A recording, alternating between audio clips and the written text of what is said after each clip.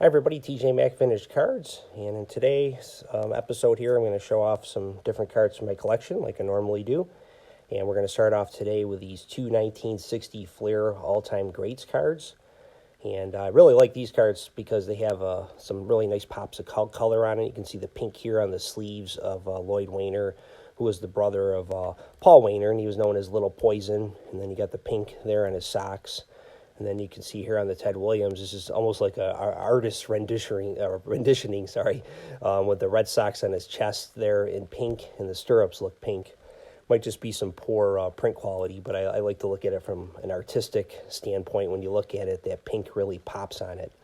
So just something that really sticks out to me.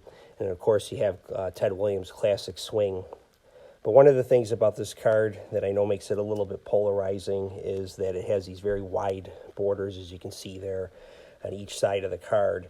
And I know some don't like that, but I don't mind it because when I have cards in my collection, there's just a lot of positives about them that I like. And I'm a big fan of scrapbooks, and one of the things that attracted me to the set is that it has the little corners that you would affix pictures in back in the day when you would put photo albums together. So I really like that. It gives it that vintage feel. And this is a set that my oldest son and I have been working on for quite a while.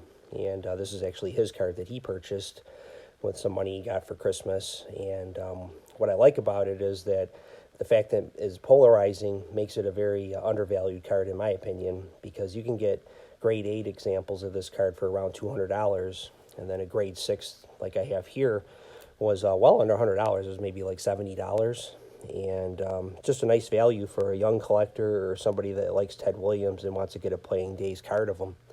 And then the further connection to the history of the game for me is that 1960 was his last season. And of course, all Williams fans would know, but I think most baseball fans know that in his last at-bat, he had a home run that year at Fenway Park.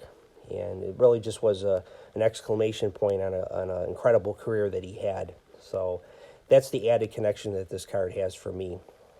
And there is another wide bordered card in this set, and it's the Ernie Lombardi. So those are the only two that have the wider borders. And then the rest of them have borders like the Lloyd Wainer, or what you see here with the Mickey Cochran. And why that is, the wider borders, I don't know. You think they could have just expanded it and then allowed just for additional background on each side, but they didn't do that. Which, again, fine for me. It doesn't really bother me because I like the fact that it's a great card for many other reasons. So that's the Ted Williams and Lloyd Wainer. Next up here is Greg Nettles, and this is his 1969 Topps rookie card. And this card has two variations to it, as just the regular issued card where it's correct in this corner, where you have the circle with the team name inside of it, and then it goes right up to the corner of the card. But in this version, you can see that there's this space here, and they call it the black loop above the Twins, as it's depicted here on the flip for the PSA card. So I don't know if there's that much price difference between the two. I haven't looked it up, to be honest with you. I don't recall there being that big a difference when I bought it. I just sometimes I like to get the error if it doesn't cost that much more. So at least back 15 or so years ago when I got this card, it wasn't that much more than the corrected version. So it's a pretty cool looking card. Nettles certainly was a guy that you would think of maybe as a borderline Hall of Famer. There are 17 third basemen in the Hall of Fame, and it's the fewest of any position. Now, he has a .248 batting average in his career, and if he were to get in the Hall of Fame, it would be the lowest batting average of any non-pitcher that is in the Hall. Only Harmon Killebrew at .256, Rabbit Moranaville at .258, and Ray Schalk, who was a catcher, would have a batting average that's under .260 that's in the Hall of Fame right now. So Nettles would be the first guy that's under .250 for a batting average. But in his career, he had 390 home runs and a 68 WAR, which places him 16th all-time, I believe, at the position of third base. And he was a world champion in 77 and 78 with the Yankees, and he was one of the finest third basemen of his era. And he won 2 Gold Gloves, and he was also a 6-time All-Star. So Nettles was a very, very good player and a very popular player of the time. Now, there's a couple cards of him that I'm going to show here, and I have this 71 Topps, which is one of the cards that I really like having in my collection because it brings back a lot of good memories. And I've talked about this a little bit in the past, but I think those of us who collected many years ago in the 70s and early 80s would get these stacks of cards that would sometimes appear that would have these oddball older cards in the stacks. And I remember one time, I was a collector in the late 70s, early 80s, that a 71 Nettles appeared in a stack of cards, and I traded for it. And it's one that I had in my childhood collection, not this specific one, but this year of 71 Topps. And I always thought it was a really cool-looking card because I like Greg Nettles, and I only knew him from the Yankees, so it was really neat to see him on a different team, and just a nice image of him fielding third base there. But it's the card next to him that might be my favorite of his because it's got a great story to it. It's an example of error-brushing, reaching absurdity, I think. After the 72 season, the Indians traded Nettles to the Yankees. And in response to that transaction, Topps chose a 1972 action shot of Nettles while he was still playing with the Indians. Now, it was believed that it was taken in a game against the Twins, and I think they're at Metropolitan Stadium at the time. And it appears the artist didn't have much of a clue of what the Yankees' road uniform looked like because he exercised some creative liberties.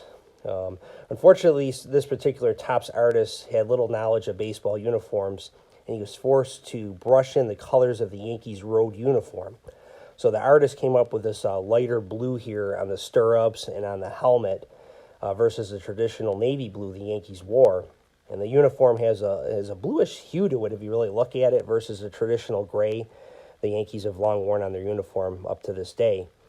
And my favorite part of this uniform, though, has to be the redesign of the Yankees lettering on the front.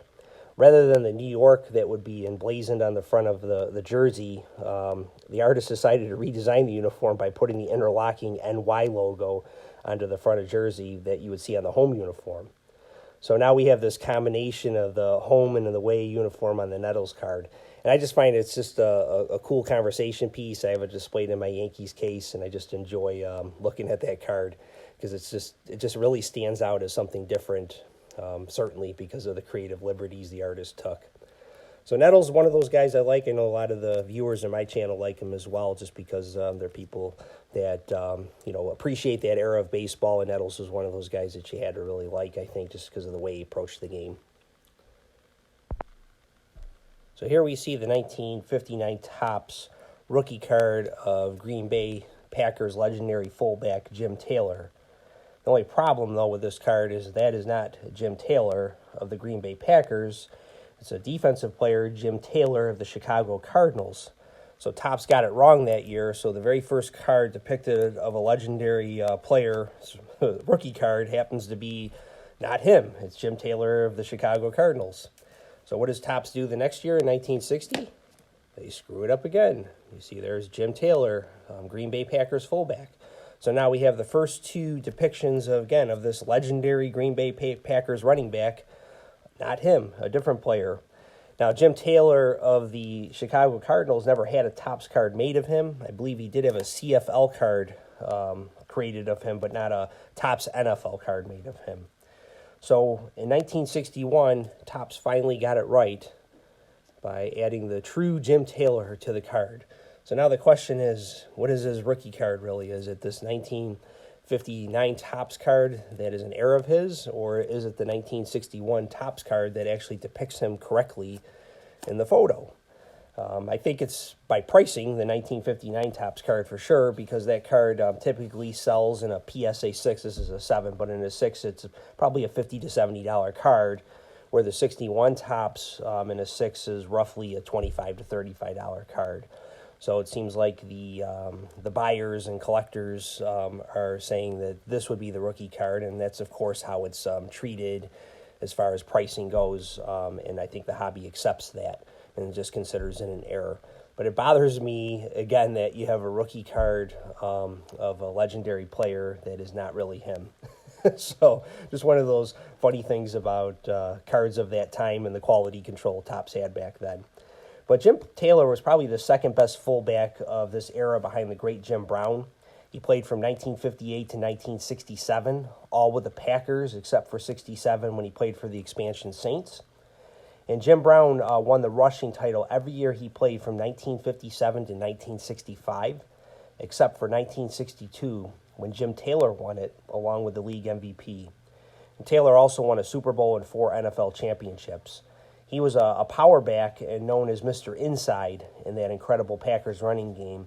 And Paul Hornung, his backfield mate, was Mr. Outside.